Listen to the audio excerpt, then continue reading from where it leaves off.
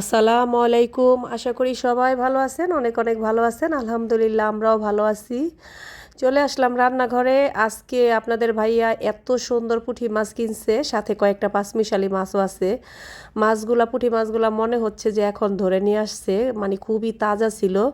আর কয়েকদিন যাবত আমার শরীরটা খুবই খারাপ, কোনো মাছ মাংস খেতে ইচ্ছে করছিল না, তাই আমার জন্য বিশেষ করে এই মাছগুলা নিয়ে আসছে। তাই আমি অনেক আইটেমও রান্না করছি। রান্না করার পরে আমার জন্য একটু পুঁটি মাছ রান্না করব ঝাল ঝাল করে। এখানে কড়াইতে আমি সয়াবিন তেল দিয়ে দিছি আর কিছু কুচানো পেঁয়াজ দিয়ে দিছি। আজকে আমি আদা রসুন বাটা অন্য অন্য কোনো মশলাই দিব না, বেশি করে ঝাল করে আমি একটু পুঁটি মাছ একটু পাতলা ঝোল করব, অল্প অল্প ঝোল রাখবো। এই তো দেখেন আমি হলুদ মরিচ আর বেশি করে কাঁচা মরিচ দিয়ে দিছি, কোনো আদা রসুন বাটা কোনো জিরা বাটা কোনো কিচ্ছু দেই নাই। আর পুঁটি মাছে আদা রসুন বাটা দিলে তো ভালো লাগে না। সুন্দর করে আমি মশলাটা কষিয়ে নিব। অনেক দিন যাবৎ শরীরটা খুবই খারাপ, কোনো খাবার দাবারে কোনো রুচি নাই, তাই ভাবলাম আজকে ঝাল ঝাল করে মাছ একটু চচ্চড়ি করে কয়েকটা ভাত খাবো। এই কারণে সব রান্নাটা শেষ করে আমার জন্য আমি এই তরকারিটা রান্না করতেছি। মশলাটা কষানো শেষ। এই তো দেখেন পুঁটি মাছগুলা একদম আমি আজকেই নিয়ে আসছিল, সুন্দর করে কেটে টেটে ধুয়ে নিছি আর আমি দিয়ে দিতেছি। আর অনেক মানে পুঁটি মাছটা সবসময় আমার বরাবর খুব পছন্দ, ভাজা খাই বা রান্না করে খাই বা যাই করি খুবই ভালো লাগে। এই যে দেখেন, আর দুপুরে তো আমি পুঁটি মাছের তরকারিটা দা ভাত খাইছি, আমার কাছে খুবই ভালো লাগলো। আর মানে অনেকটাই স্বাদ হয়েছে, মাশাল্লাহ অনেক মজা হয়েছে। এই যে আমি একে একে মাছগুলো সব দিয়ে দিতেছি, দিয়ে আমি সুন্দর করে একটু কষিয়ে নিব। দেখেন কত পরিমাণে মশলা দিছি, যে শুধু যেন একটু ঝাল হয়।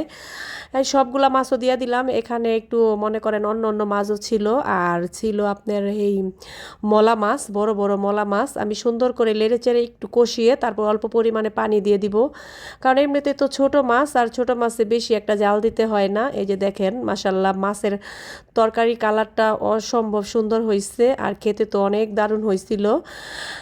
এইভাবে কারা কারা রান্না করে খান জানাইবেন, আর বিশেষ করে আমার ভিডিওটা দেখবেন, দেখে যদি ভালো লাগে তাহলে ফলো দিয়ে পাশে থাকবেন। আর যারা ইউটিউব থেকে দেখছেন তারা আমার চ্যানেলটা সাবস্ক্রাইব করে পাশে থাকবেন। আর আপনারা যদি পাশে থাকেন, সুন্দর সুন্দর ভিডিও দিতে ভালো লাগে আর ভিডিও করতেও ভালো লাগে। এই তো আমি অল্প পরিমাণে পানি দিয়ে দিলাম, আর দেখেন কালারটা কত সুন্দর হয়েছে। এই তো তরকারিটা হয়ে গেছে, প্রায় রান্না করা আমার শেষ। এখন আমি নামিয়ে নিব। কোনো ধনিয়া পাতা টমেটো সবই ছিল, আমি কিছুই দিব না, কারণ ইদানিং ধনিয়া পাতার গ্রানটা আমার কাছে একটুও ভালো লাগতেছে না। রান্নাটা শেষ, আমি নামিয়ে নিব। আর এই যে দেখেন আজকে বাহিরে প্রচুর রৌদ্র উঠছে, শীত তো প্রায় চলেই গেল। এই বছর যে কিভাবে শীত গেল নিজেই জানি না। আল্লাহ হাফেজ, সবাই ভালো থাকবেন, দেখা হবে পরবর্তী ভিডিওতে। আসসালাম।